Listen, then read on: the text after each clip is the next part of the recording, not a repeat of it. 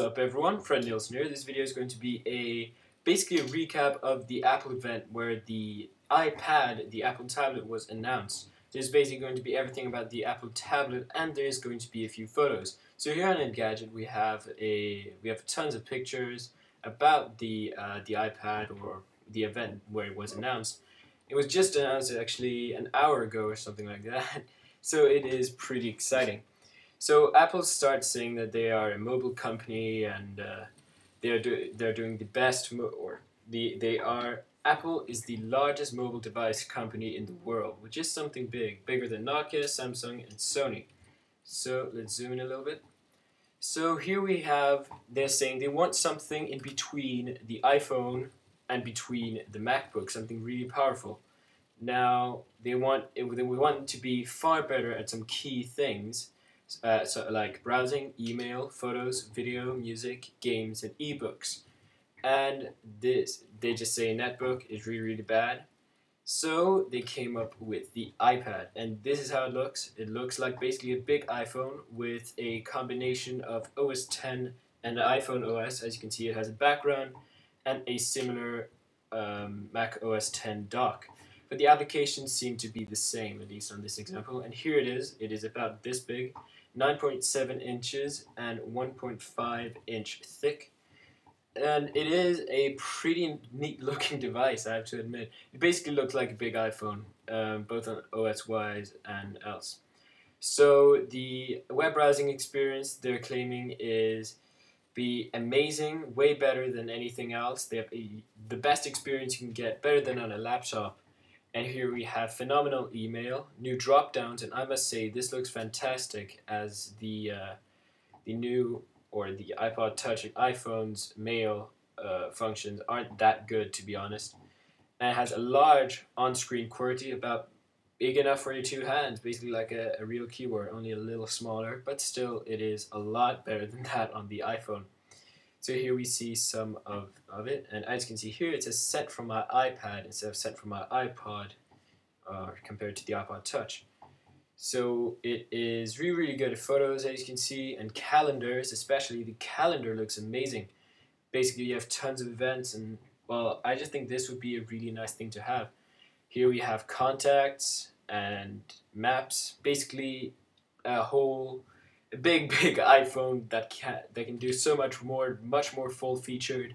And now they're showing iPhone, or the iTunes store, and the store basically looks like that on a PC, only, well, it looks a little different, only more touch compatible than that of the PC. The lock screen, or the unlock screen, is basically the same, only bigger, and the slider is basically the same size. So here you have Steve Jobs just holding it and demonstrating some stuff on Time magazine and or National Geographic, and showing the mail application again.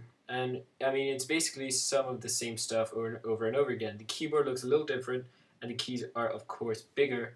And I must say I'm really impressed with this. It has a big screen for the email, and over here we have all the mails themselves. Click them and you can view them over here. Here we have the photo albums inside of a sort of cross between Photos and iPhoto, which looks to be pretty nice. Here we have some geotagging to see where you've been and all that. You're probably familiar with it. Here we have some music, podcasts, and your iTunes library. Looks pretty nice, or really nice, I must admit here. The iTunes store is amazing. Basically looks like that of the PC iTunes store. Here we have again the calendar, and this is basically what it looks like. And click it and then view it really well. Then we have some, let's go YouTube and do this HD clip. What does it say? Here we have an HD clip on YouTube. Looks very good. And some Star Trek movies. You can watch the trailers of the movies themselves. And here we have, as you can see, 0.5 inches thin. I'm sorry for that. It was 1.5 pounds. Really sorry for that. It has a 9.7 inch IPS display, full capacitive multi-touch, and there's 60 gigabyte to 64 gigabyte flash storage and 1 gigahertz Apple A4 chip. So the device is about twice as fast as the iPhone and iPod Touch.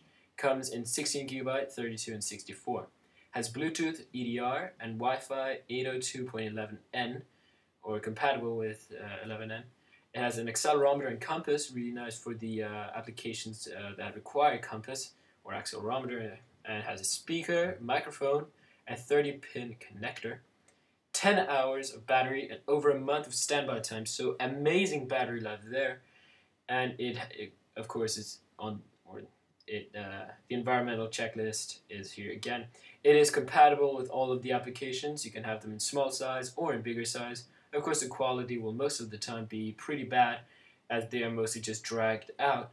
But hopefully some of the applications will be updated so that they're better looking on the iPad. Facebook integration looks to be really nice. Basically the same thing, only a little smaller, only a lot bigger. Here we have the applications library. All of the applications are compatible, so we have no problem there. There we have the photos again. You can download the SDK to develop the apps today, and basically shows the App Store. Of course, it comes with the App Store again. And here we have some really nice 3D gaming. And oh yeah, here. See, the biggest thing about this is going to be that it is wireless. It is, of course, wireless, but really portable, and more portable than an ultra portable computer, and can do most of the things it can do better, a lot better.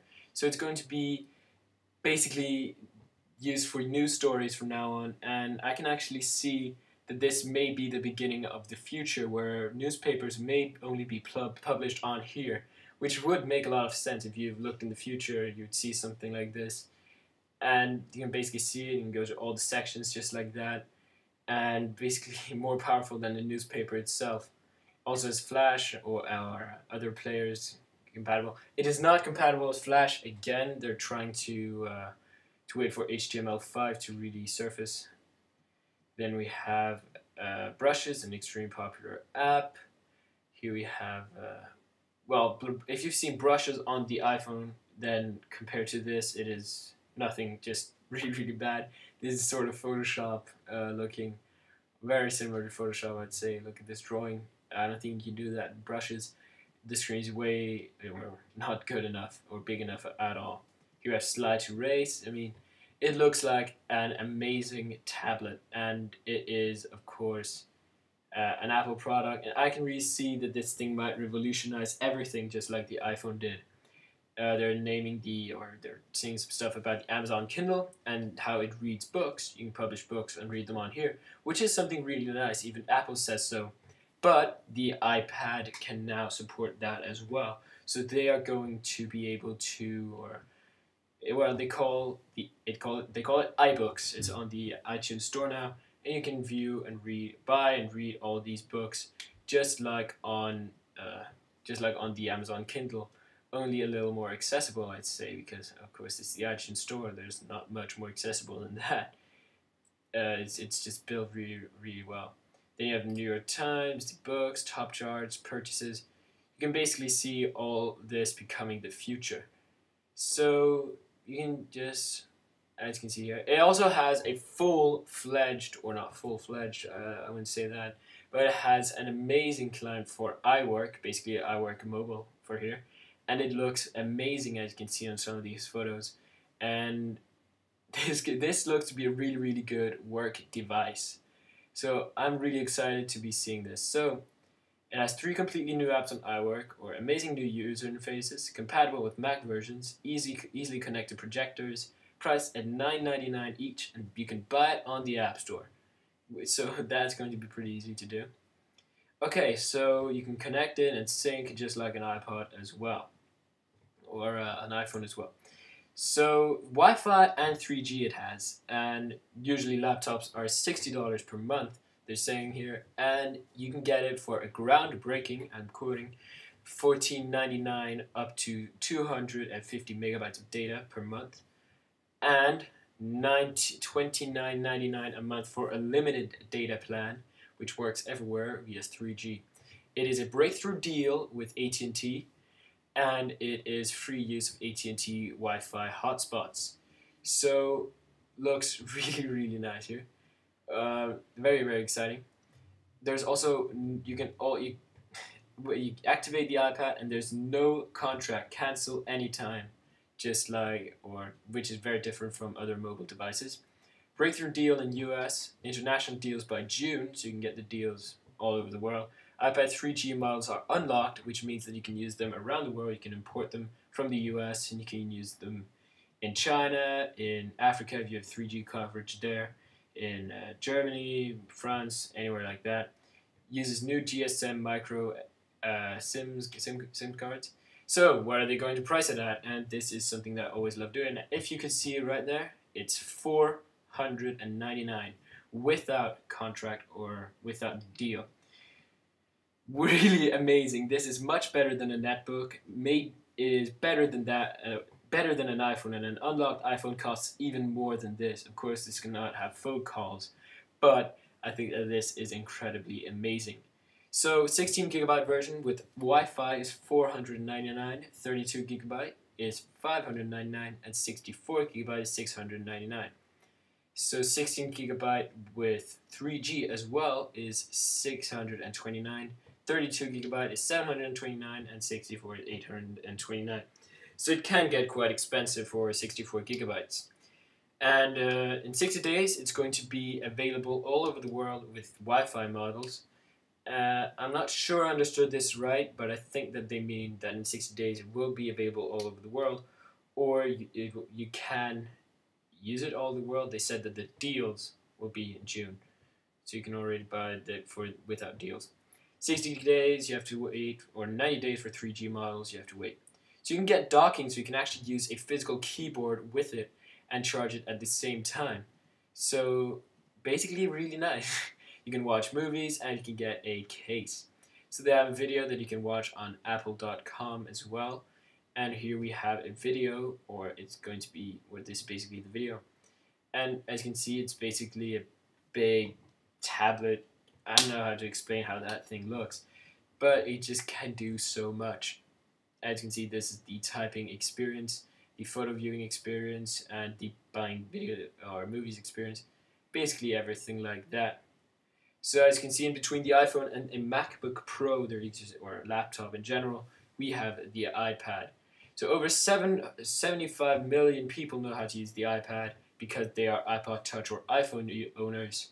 And you have access to the iBooks store, the App Store, and the iTunes Store, with over 125 million accounts with credit cards. Not really that important with this. And now we have the hands-on. So this was a very great thank you to engadget.com, and I'll just quickly check if the video is up on apple.com, and we will see. So are you excited about the Apple tablet? Yes, it is, right here. The iPad is officially on apple.com. You can watch the video right now. So please comment, rate, subscribe, and especially follow me on Twitter, twitter.com/FredNielsen. I was happy to make this video for you, and I am really excited about this product, and I will actually be reviewing this, hopefully. So thank you very much for watching, and I'll see you guys in the next video. Bye-bye.